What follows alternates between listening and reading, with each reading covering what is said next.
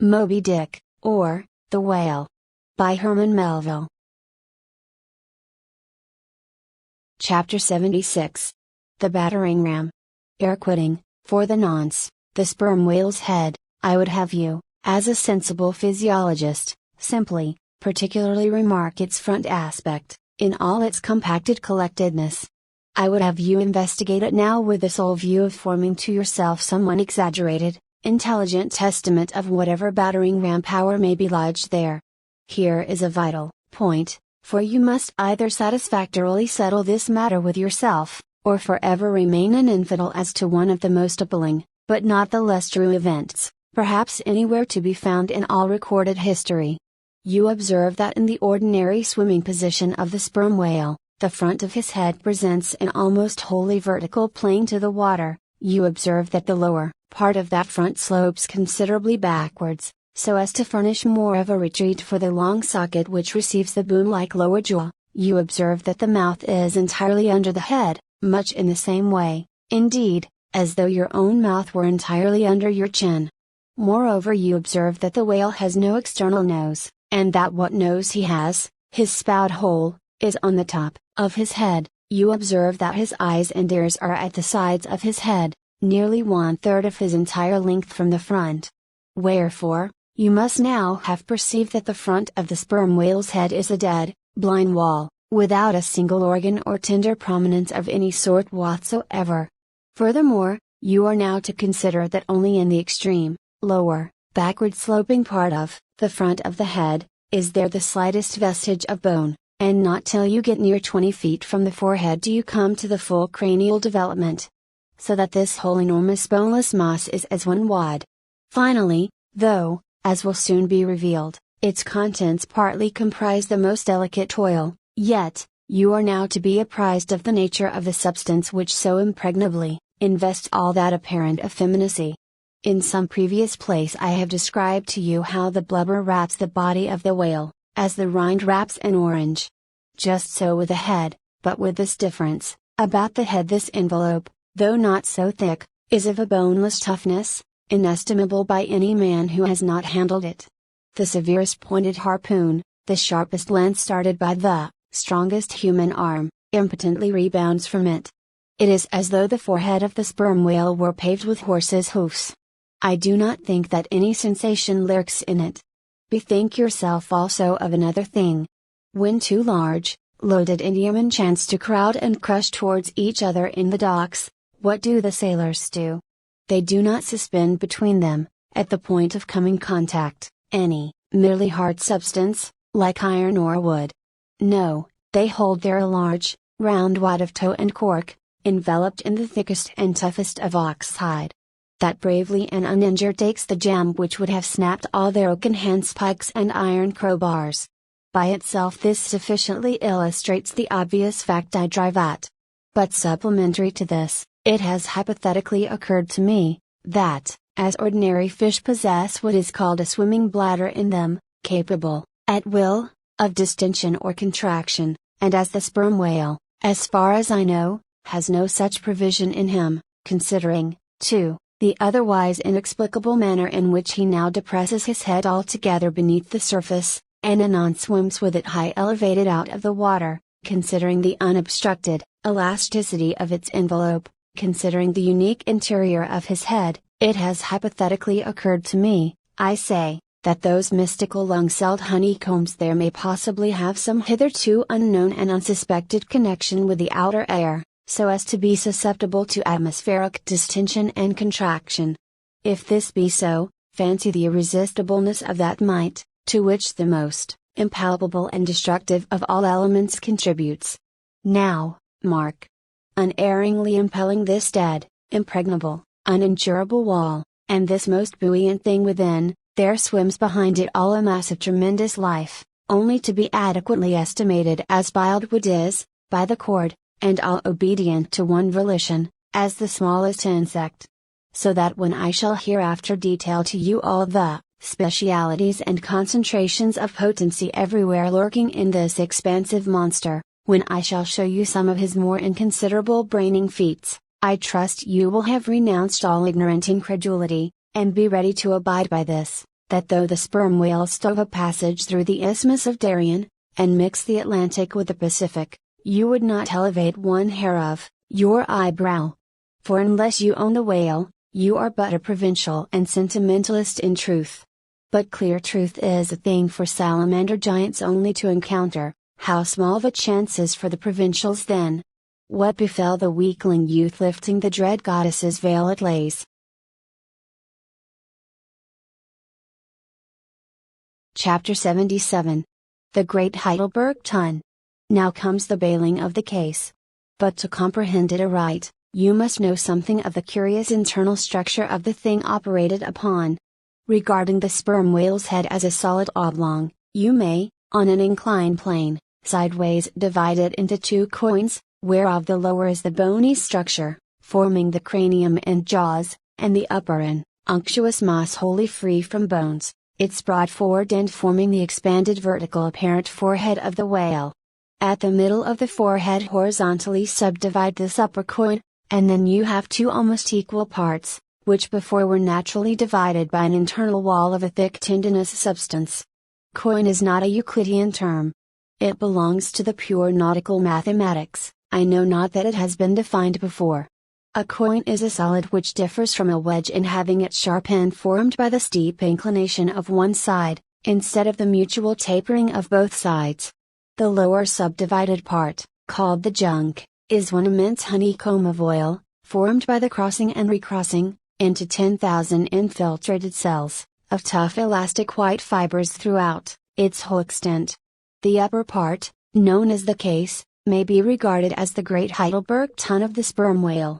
And as that famous great T-Rex is mystically carved in front, so the whale's vast plated forehead forms innumerable strange devices for the emblematical adornment of his wondrous tun. Moreover, as that of Heidelberg was always replenished with the most excellent of the wines of the Rhenish valleys, so the tun of the whale contains by far the most precious of all his oily vintages, namely, the highly prized spermacety, in its absolutely pure, limpid, and odoriferous state. Nor is this precious substance found unalloyed in any other part of the creature. Though in life it remains perfectly fluid, yet, upon exposure to the air, after death, it soon begins to concrete, sending forth beautiful crystalline shoots, as when the first thin delicate ice is just forming in water.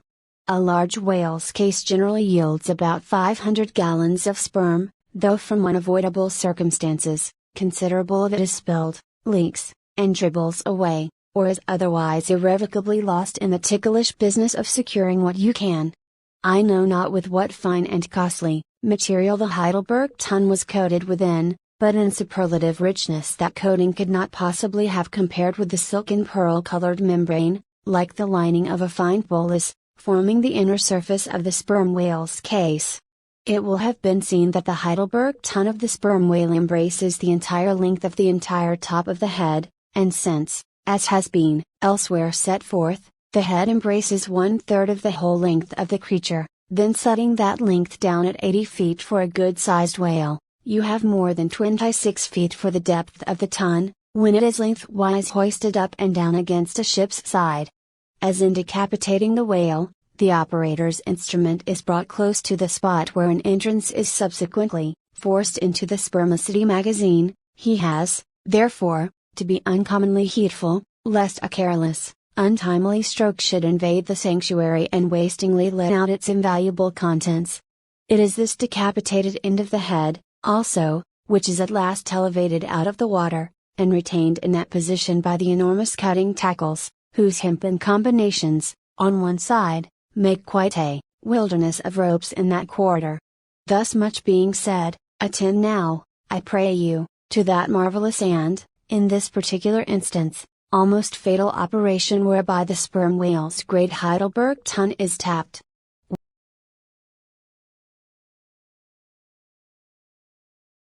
Chapter 78. Cistern and Buckets. Nimble as a cat, Tashko mounts aloft, and without altering his erect posture, runs straight out upon the overhanging main yard arm, to the part where it exactly projects over the hoisted tun. He has carried with him a light tackle called a whip, consisting of only two parts, traveling through a single sheaved block. Securing this block, so that it hangs down from the yardarm, he swings one end of the rope, till it is caught and firmly held by a hand on deck. Then, hand over hand, down the other part, the Indian drops through the air, till dexterously he lands on the summit of the head. There, still high elevated above the rest of the company, to whom he vivaciously cries, he seems some Turkish muezzin calling the good people to prayers from the top of a tower. A short-handled sharp spade being sent up to him, he diligently searches for the proper place to begin breaking into the ton. In this business he proceeds very heedfully, like a treasure hunter in some old house, sounding the walls to find where the gold is masoned in. By the time this cautious search is over, a stout iron-bound bucket, precisely like a well bucket, has been attached to one end of the whip, while the other end, being stretched across the deck, is there held by 2 or 3 alert hands. These last now hoist the bucket within grasp of the Indian, to whom another person has reached up a very long pole. Inserting this pole into the bucket, Tashko downward guides the bucket into the ton, till it entirely disappears, then giving the word to the seaman at the whip, up comes the bucket again, all bubbling like a dairymaid's pail of new milk. Carefully lowered from its height, the full freighted vessel is caught by an appointed hand, and quickly emptied into a large tub. Then remounting aloft, it again goes through the same round until the deep cistern will yield no more. Towards the end, Tashko has to ram his long pole harder and harder, and deeper, into the ton, until some 20 feet of the pole have gone down. Now, the people of the Pequod had been bailing some time in this way, several tubs had been filled with the fragrant sperm, when all at once a queer accident happened. Whether it was that Tashko, that wild Indian, was so heedless and reckless as to let go for a moment his one-handed hold on the great cable tackles suspending the head, or whether the place where he stood was so treacherous and juicy, or whether the evil one himself would have it to fall out so, without stating his particular reasons, how it was exactly, there is no telling now, but, on a sudden, as the 80th or 90th bucket came suckingly up, my God! Poor Tashko, like the twin reciprocating bucket in a veritable well, dropped head foremost down into this great ton of Heidelberg, and with a horrible oily gurgling, went clean out of sight. "Man overboard!" cried Daggoo, who amid the general consternation first came to his senses. "Swing the bucket this way." And putting one foot into it, so as the better to secure his slippery handhold on the whip itself, the hoisters ran him high up to the top of the head, almost before Tashko could have reached its interior bottom. Meantime, there was a terrible tumult. Looking over the side, they saw the before lifeless head throbbing and heaving just below the surface of the sea, as if that moment seized with some tremendous idea, whereas it was only the poor Indian unconsciously revealing by those struggles the perilous depths to which he had sunk. At this instant, while Daggoo, on the summit of the head, was clearing the whip, which had somehow got foul of the great cutting tackles, a sharp cracking noise was heard, and to the unspeakable horror of all, one of the 2 enormous hooks suspending the head tore out, and with a vast vibration the enormous mass sideways swung, till the drunk ship reeled and shook as if smitten by an iceberg. The one remaining hook, upon which the entire strain now depended, seemed every instant to be on the point of giving way, an event still more likely from the violent motions of the head. "Come down, yelled the seaman to Daggoo, but with one hand holding onto the heavy tackles, so that if the head should drop, he would still remain suspended. The negro, having cleared the foul line, rammed down the bucket into the now collapsed well, meaning that the buried harpooner should grasp it, and so be hoisted out. "In heaven's name, man," cried Stubb, "are you ramming home a cartridge there? Avast. How will that help him, jamming that iron-bound bucket on top of his head? Avast, will ye? Stand clear of the tackle," cried a voice like the bursting of a rocket. Almost in the same instant, with a thunder boom, the enormous mass dropped into the sea, like Niagara's Table Rock into the whirlpool. The suddenly relieved hull rolled away from it, to far down her glittering copper, and all caught their breath, as half swinging, now over the sailors' heads, and now over the water, Daggoo, through a thick mist of spray, was dimly beheld clinging to the pendulous tackles, while poor buried alive Tashko was sinking utterly down to the bottom of the sea. But hardly had the blinding vapor cleared away, when a naked figure with a boarding sword in his hand, was for one swift moment seen hovering over the bulwarks.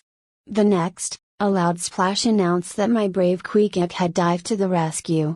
One packed rush was made to the side, and every eye counted every ripple, as moment followed moment, and no sign of either the sinker or the diver could be seen. Some hands now jumped into a boat alongside, and pushed a little off from the ship. "Ha! Ha!" cried Daggoo, all at once, from his now quiet, swinging perch overhead, and looking further off from the side, we saw an arm thrust upright from the blue waves, a sight strange to see, as an arm thrust forth from the grass over a grave. "Both!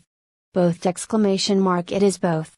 cried Daggoo again with a joyful shout, and soon after, Queequeg was seen boldly striking out with one hand, and with the other clutching the long hair of the Indian. Drawn into the waiting boat, they were quickly brought to the deck, but Tashko was long in coming to, and Queequeg did not look very brisk.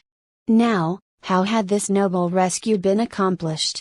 Why, diving after the slowly descending head, Queequeg with his keen sword had made side lunges near its bottom, so as to scuttle a large hole there, then dropping his sword, had thrust his long arm far inwards and upwards, and so hauled out poor Tash by the head.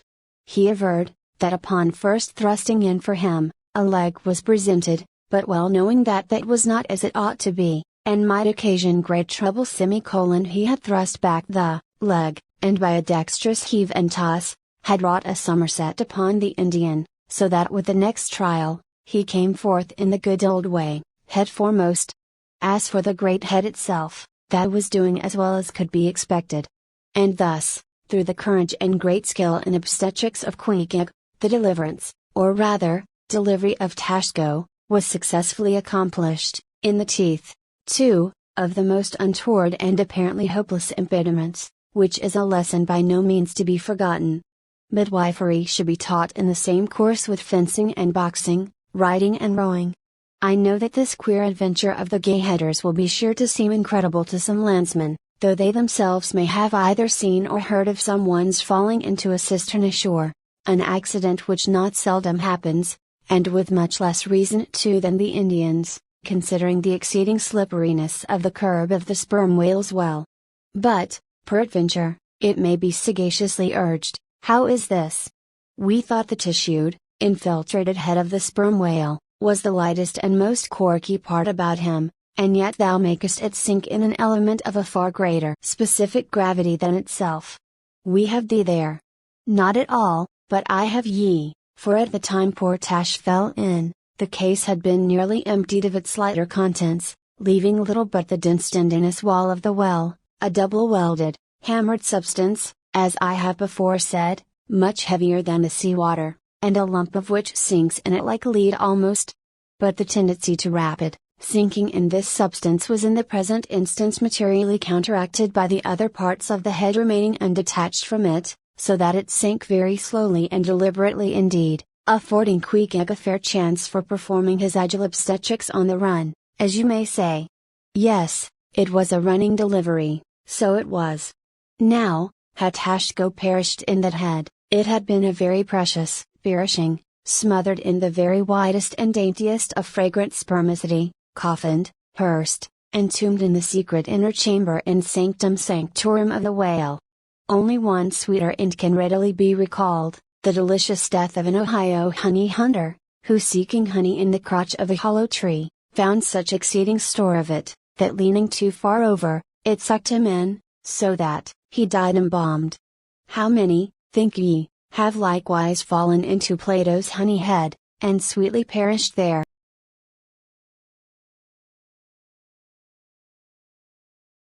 Chapter 79. The Prairie.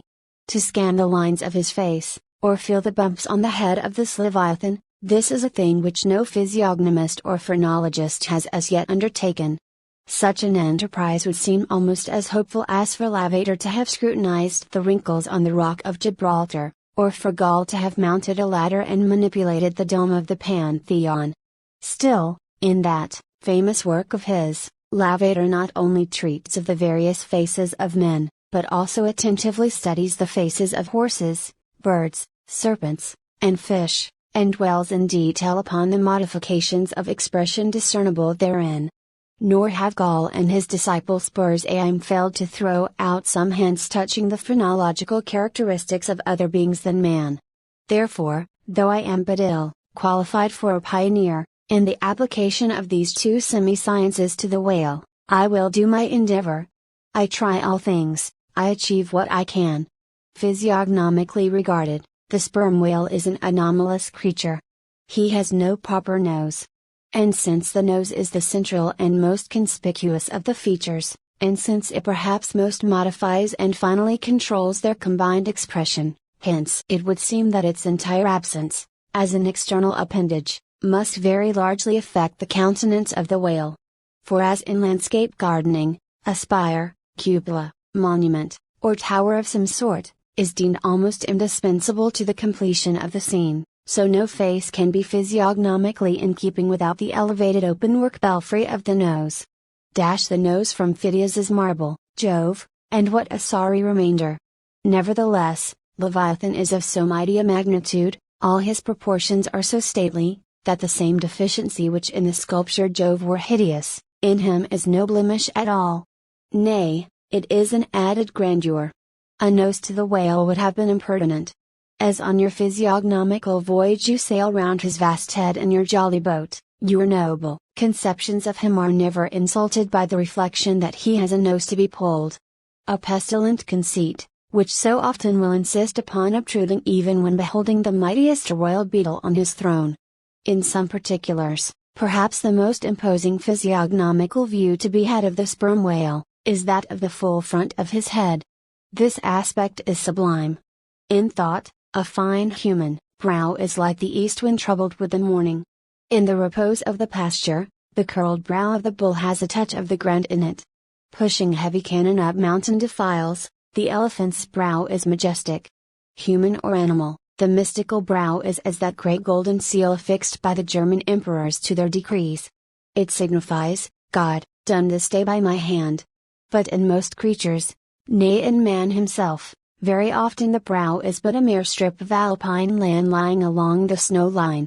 Few are the foreheads which like Shakespeare's or Melanchthon's rise so high, and descend so low, that the eyes themselves seem clear, eternal, tideless mountain lakes, and all above them in the forehead's wrinkles, you seem to track the antlered thoughts descending there to drink, as the Highland hunters track the snow prints of the deer.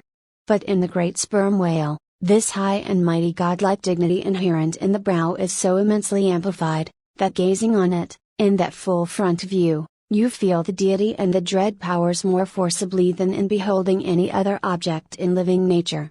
For you see no one point precisely, not one distinct feature is revealed, no nose, eyes, ears, or mouth, no face, he has none, proper, nothing but that one broad firmament of a forehead, pleated with riddles, dumbly lowering with the doom of boats, and ships, and men. Nor, in profile, does this wondrous brow diminish, though that way viewed its grandeur does not domineer upon you so.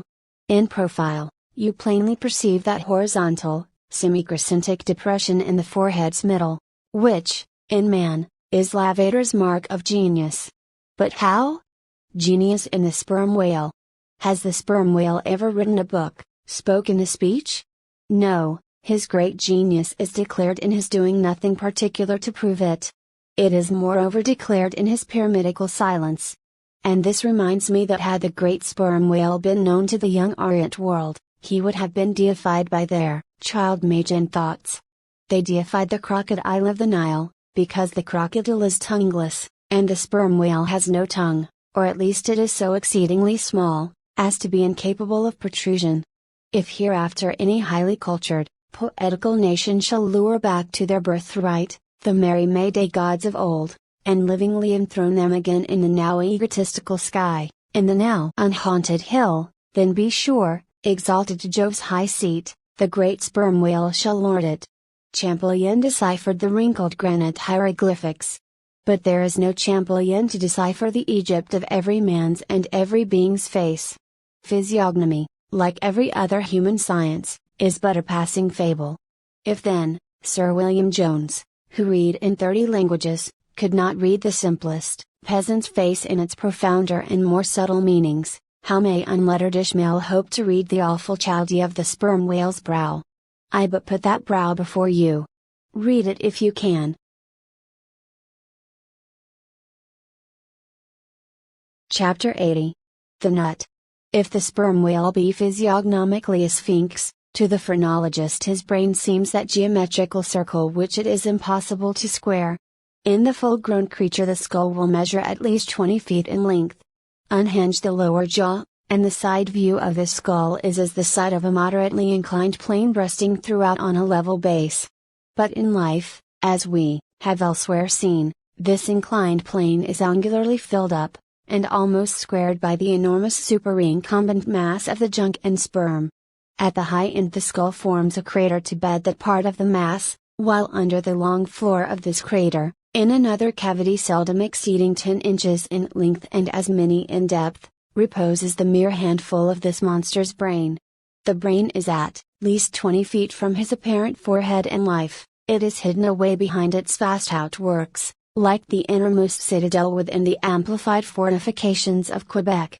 So like a choice casket is it secreted in him, that I have known some whalemen who peremptorily deny that the sperm whale has any other brain than that palpable semblance of one formed by the cubic yards of his sperm magazine, lying in strange folds, courses, and convolutions. To their apprehensions, it seems more in keeping with the idea of his general might to regard that mystic part of him as the seat of his intelligence. It is plain, then, that phrenologically the head of this Leviathan, in the creature's living intact state, is an entire delusion. As for his true brain, you can then see no indications of it, nor feel any.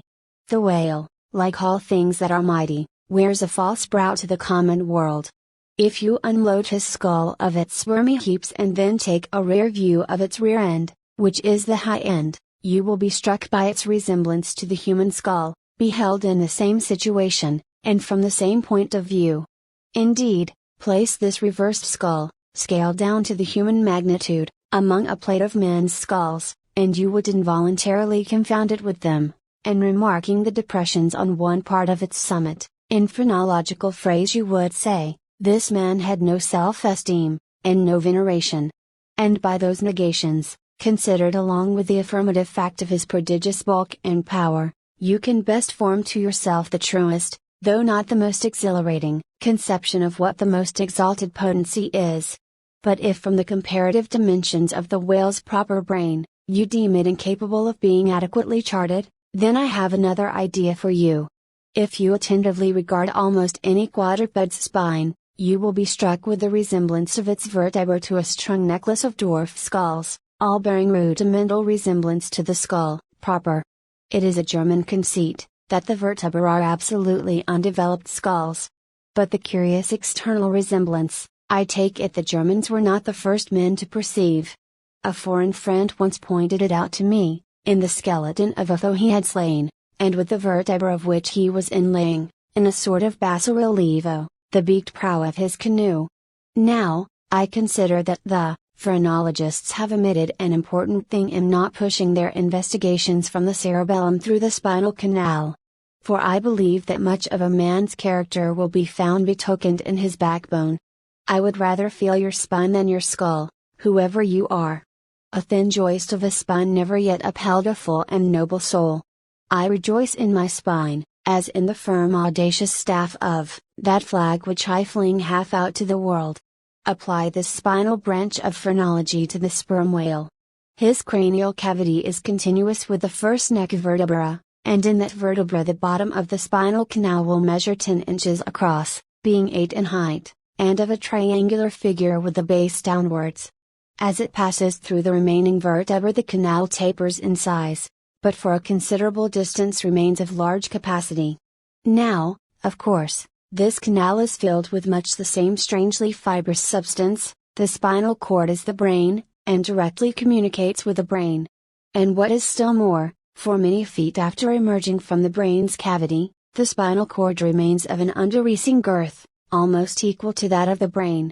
Under all these, circumstances, would it be unreasonable to survey and map out the whale's spine phrenologically? For, viewed in this light, the wonderful comparative smallness of his brain proper is more than compensated by the wonderful comparative magnitude of his spinal cord. But leaving this hint to operate as it may with the phrenologists, I would merely assume the spinal theory for a moment, in reference to the sperm whale's hump. This august hump, if I mistake not, rises over one of the larger vertebrae, and is, therefore, in some sort, the outer convex mold of it. From its relative situation then, I should call this high hump the organ of firmness or indomitableness in the sperm whale. And that the great monster is indomitable, you will yet have reason to know,